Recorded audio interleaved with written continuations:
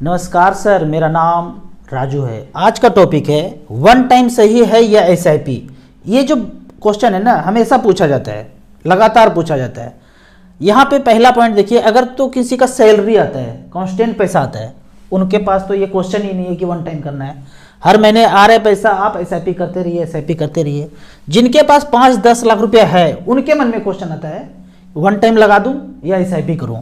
तो यहाँ पे अगर तो एसआईपी कम रिटर्न दे या वन टाइम ज़्यादा रिटर्न दे तो ये बात समझ में आता है।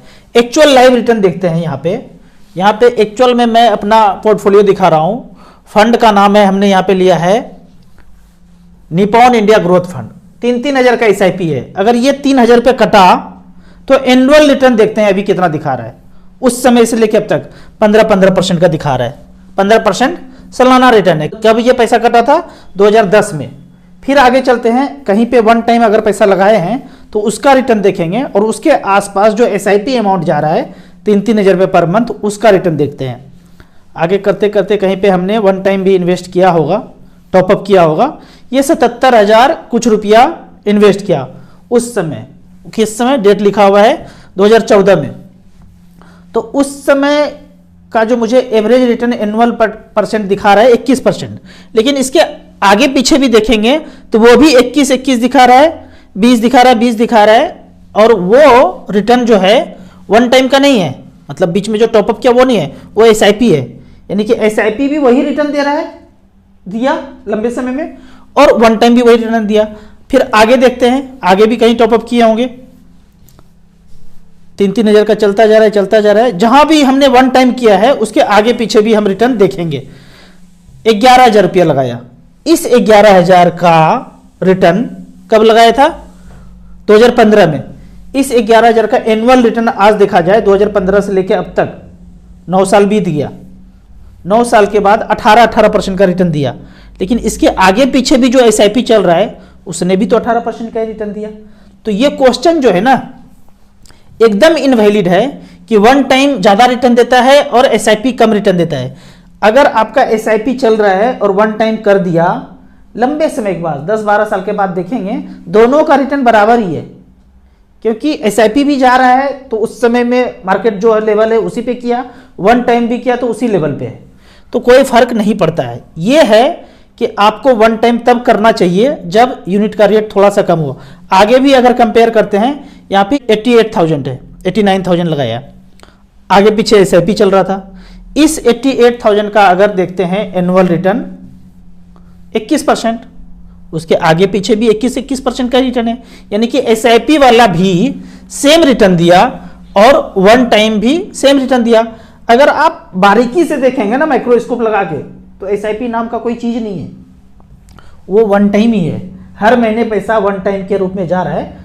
तरीके को एसआईपी बोलते हैं, सिस्टमेटिक इन्वेस्टमेंट प्लान। आपके जेब से हर महीना पैसा निकल रहा है तो इसको एसआईपी बोलते हैं। मार्केट में वन टाइम ये परचेज हो रहा है।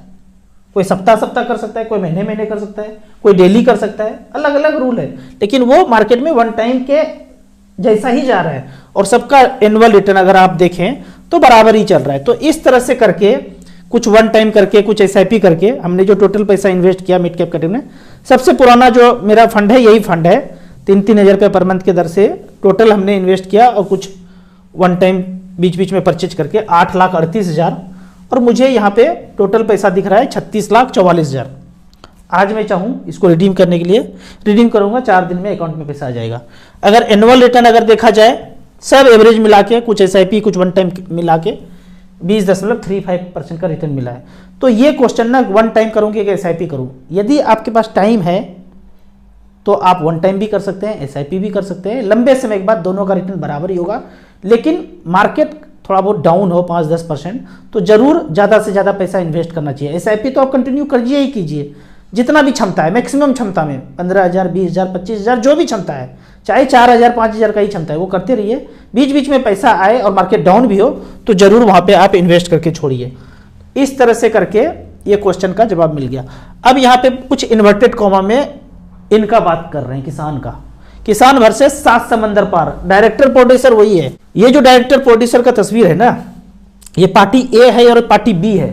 स्क्रिप्ट किसी के हाथ में, ये चलाता है स्क्रिप्ट, ये कहता है कि क्या करना है, कील ठोकना है, बैरियर लगाना है, पाकिस्तान भारत बना देना है। स्क्रिप्ट राइटर ये है, न इनके हाथ में है, ए के हाथ में, ना बी के हाथ में, कोई आ जाए आता जाता रह जाए, स्क्रिप्ट इनके हाथ में है, क्योंकि इन्होंने ही उनको लाया है और उनको लाया है। चाहे कोई भी आ जाए, आपके पास 4 चेहरा दिखेगा, वो चारों चेहरा का मालिक ये है। तो यहां पे ये बताया जा रहा है कि एमएसपी में क्या बोल रहे हैं, मिनिमम सपोर्ट प्राइस। पहले कुछ और था, मान लो 1000 रहा होगा, और फिर हमने 50% बढ़ा करके 2040 कर दिया। ठीक है, बहुत अच्छा बात है, जय जयकार हो गया, सब जगह होर्डिंग चल गया। तो किसान का पहले प्राइस 1000 था, मिनिमम सपोर्ट प्राइस 2040 कर दिया। अब डायरेक्टर बोलता है बोल दो ना, स्क्रिप्ट राइटर बोलता है बोल दो, आगे नहीं बढ़ना, कानून मत बनाना। अब होता क्या है, किसान गया मंडी जब गया बोला 2040 दो, तो मंडी में जो खरीदने वाला है बोला हम तो 2040 में खरीदेंगे नहीं, 1200 में खरीदेंगे। किसान बोला भाई डंकापति ने बोला है कि 2040, बोला जाओ डंकापति के पास जाकर बेचो, हम तो नहीं खरीदेंगे। मजबूरी में वो 1200 में बेचता है, मजबूरी में बेचा, घर आके फांसी लगा लिया। जब चारों तरफ से इस तरह का होने लगा तो किसान को लगा नहीं, ये तो बोल तो दिया डंकापति, पर हुआ कुछ नहीं। कानून बना दो परमानेंट। क्या बोलते हैं कानून कि 2040 मतलब 2040, इससे कम में कोई खरीदना बोलेगा, मुंह से खप से निकलेगा नहीं, 1200 में खरीदूंगा, 1300 में खरीदूंगा, 1400 में खरीदूंगा, डंकापति ने बोला, ये बोला, वो बोला, कुछ नहीं बोला 2040 मतलब 2040, इससे कम कोई बोले तो सीधा जेल में ठूस दो, पकड़ के ले जाएगा किसान, बोला देखो कम बोल रहा है रेट, जेल में डाल दो। ये कानून बना दो। डायरेक्टर प्रोड्यूसर बोलता है ये ना करना, ये ना बनाना, तुमको लाया हूं 7 समंदर पार में, तेरे पीछे पीछे आ गया, मत सोचना ए पार्टी बी पार्टी, अरे ये सब तो गया जमाना भाई, 70 साल से तो यही कर रहे हो, अब तो खोपड़ी का ब्लूटूथ ऑन करो। कभी पार्टी ए को दोष दे रहे थे 10 साल तक, वो लूटा, अब कोई दूसरा आया बी पार्टी तो इसको दोष रहे हो, फिर कोई तीसरा आएगा। डायरेक्टर प्रोड्यूसर, बागडोर किसी के हाथ में है। ठीक है, ये बोलता है ये कानून मत बनाना। क्यों कि आने वाले 20-30 साल के बाद जितना सारा खेत है, भारत देश का बात नहीं, पूरे वर्ल्ड में कहीं भी सब जगह उन्हीं का राज है। किनका राज? जो 1947-48 के पहले ईस्ट इंडिया.com, जिसका सूरज कभी नहीं डूबता था, वो राज करता था। अचानक से 15 अगस्त 26 जनवरी जिंदाबाद जिंदाबाद, सब स्वतंत्र, ऐसे इतना जल्दी। उनके हाथ में बागडोर है, वही चला रहे हैं सब कुछ। बोलता है ये सारा खेत हम ले लेंगे और यहां वेयर हाउस बना देंगे, बड़ा बड़ा सारा अनाज हमारे गोडाउन में होगा, खरीदेंगे 1/4 में। 2000 का माल है, 500, 600, 700, बिहार में 600 रुपया क्विंटल बिक जाता है, पंजाब में 2000 में बिक जाता है, कहीं और मतलब इधर इर्द गिर्द है, कुछ भी रेट में कोई भी खरीद रहा है। 1/4 में बोलते हैं खरीदूंगा, और जब अपने वेयर हाउस में आएगा डायरेक्टर प्रोड्यूसर के हाथ में तो 10 गुना दाम में बेचूंगा। तो कानून अगर बना दिए तो हमको भी उसी रेट में खरीदना पड़ेगा। ये ना करना बाबा, कील लगा दूंगा। सोचिए ड्रोन से आंसू गैस छोड़ा जा रहा है, तो क्या ये ड्रोन से बुलेट आके खोपड़ी यहां नहीं लग सकता है? सब कुछ होगा, बन चुका है, डायरेक्टर प्रोड्यूसर के पास सब है, और सब कुछ मजा आएगा यहां देखने के लिए मिलेगा। ये मत सोचना पार्टी ए पार्टी बी, कोई कुछ नहीं है, बागडोर उसके हाथ में है। तो हम सबको आपको क्या करना है, सपोर्ट करना है किसी भी रूप में। आप कहेंगे अकेले क्या कर सकते हो, कुछ मत कीजिए। अगर जाना है फिजिकल जा सकते हैं, कमेंट्स कर सकते हैं, कुछ भी नहीं कर सकते हैं, मन से तो बोल सकते हैं ना। धीरे धीरे धीरे धीरे मन से भी कर लेंगे ना 10-20 करोड़ लोग, तो मोगेम्बो पीछे हो जाएगा। मुझे लगता है, विश्वास है, इस बार भी मोगेम्बो पीछे होगा। नहीं होगा तो यकीन मानिए ये eastindia.com फिर से आएगा और सामना कर नहीं पाएंगे, कभी भी नहीं। अभी मैं आपको एक मजेदार पिक्चर दिखाता हूं कि इस कंपनी का सामना खेत के सामान से कैसे किया जा रहा है। खेत के सामान से देखेंगे, यहां देखिए खेत का सामान। जब आंसू गैस का गोला छोड़ा जा रहा है तो खेत में पानी पटाने वाला पाइप से उसको बंद किया जा रहा है, उसका जो इंटेंसिटी को कम किया जा रहा है। और ड्रोन जो उड़ रहा है ना, उसको पतंग उड़ा करके उसको डिस्ट्रॉय करने का कोशिश किया जा रहा है। होगा नहीं, लेकिन हौसला बुलंद है, हौसला ही बुलंद चाहिए। धीरे धीरे धीरे धीरे पीछे चला जाएगा। जितना चीज हो रहा है भूतकाल के बाद, सब चीज में मोगेम्बो जो है पीछे चलता जा रहा है, पीछे चलता जा रहा है, और आम आदमी जो है जागता जा रहा है और आगे बढ़ता जा रहा है। तो डरना नहीं है। इसी चीज के साथ इन्वर्टेड कॉमा को हम बंद करते हैं यहाँ पे और कमेंट्स का बात करते हैं। कमेंट्स में यहाँ पे पूछा गया है, राजू सर मुझे सजेस्ट करें कि अगर मैं सिर्फ एसबीआई म्यूचुअल फंड में करूं, कौन सा फंड लूं? मेरा टारगेट 30 साल है और 15,000 रुपए पर मंथ इन्वेस्ट करना चाहता हूं। एसबीआई चिल्ड्रन फंड जो बच्चों के लिए है, ये पूछना चाह रहे हैं। तो यहाँ पे अगर एक ही एएमसी चुनना है तो आपको स्टार एसआईपी वेबसाइट में जाएंगे तो इस तरह का फर्स्ट पेज लैपटॉप पे खोलेंगे तो इस तरह से दिखेगा। यहाँ पे एसबीआई सिलेक्टेड है, ऊपर एसबीआई में ऑल इक्विटी है और लास्ट 10 ईयर्स है। सबमिट करेंगे वन टाइम 10 लाख का। तो परसेंटेज वाइज अगर आप देखते हैं तो सबसे ऊपर में एसबीआई स्मॉल कैप ने रिटर्न सबसे ज्यादा दिया है, 26% सालाना पिछले 10 साल से 26 26 26 26 करके देता गया है। फिर देखेंगे SBI infrastructure, SBI magnum mid cap. मैं इससे बोलता हूं इंफ्रास्ट्रक्चर फंड से, सेक्टोरियल फंड से दूर हो जाइए। एसबीआई मैग्नम मिड कैप, इसका भी रिटर्न अगर देखेंगे पिछले 10 साल में 20.09। फिर तीसरे में आता है एसबीआई कॉन्ट्रा। तो टॉप से जो फंड आपको 4-5 दिख रहा है उसमें आप बराबर 3-3 हजार रुपए पर मंथ करके एसआईपी शुरू कर सकते हैं। जो चिल्ड्रन बेनिफिट प्लान आपने बोला है उसको आप छोड़ करके मिड कैप कैटेगरी में या कॉन्ट्रा फंड में या लार्ज एंड मिड कैप में जाएंगे तो ज्यादा बेहतर आपको रिटर्न लंबे समय में मिलेगा। अगला क्वेश्चन है, डेली एसआईपी सही रहेगा? मैं बिजनेस में हूं, पोस्ट ऑफिस में डेली पैसा जाता है। यदि तो आपका पोस्ट ऑफिस में डेली पैसा जाता है और आप अपने अकाउंट में रख के ही पैसा देंगे। अगर तो आप इसी तरह से करना चाहते हैं, डेली एसआईपी पोस्ट ऑफिस में जा रहा है, तो यहां पे भी आप कर सकते हैं। स्मॉल कैप में आप करते रहिए, वो ज्यादा अच्छा है। पोस्ट ऑफिस से निकल करके SBI small cap, ICC, HDFC small cap, Nippon small cap में जा सकते हैं। Can I switch investment from ELSS to small cap? बिल्कुल करना चाहिए। यदि आपको यहां से 10-12 साल का टाइम है तो ईएलएसएस में जो पैसा, पुराना पैसा पड़ा हुआ है 3 साल से ऊपर, उसको आप स्विच करके स्मॉल कैप में कर दीजिए, वो ज्यादा बेहतर होगा। हाउसवाइफ का ऐप रजिस्ट्रेशन में उनका इनकम क्या होगा? नील होगा। क्यों नील होगा? आप अगर 50,000 रुपए पर मंथ कमा रहे हैं तो 15,000 रुपए पर मंथ उनको उनके काम के लिए देंगे तो 15, 12, 18, 1,80,000 हो गया। 1 से 5 लाख तक का इनकम उनका भी होना चाहिए। जो काम कर रहे हैं वो आप पैसे के वैल्यू में बराबर इक्विवेलेंट दे नहीं रहे हैं तो लगता है कि कोई काम ही नहीं कर रहे हैं। सबको 15-20 हजार रुपया उनको देना चाहिए। 30 से 35% घर के वाइफ को उनके काम करने के लिए अगर देंगे तो इनकम नील क्यों लिखेंगे?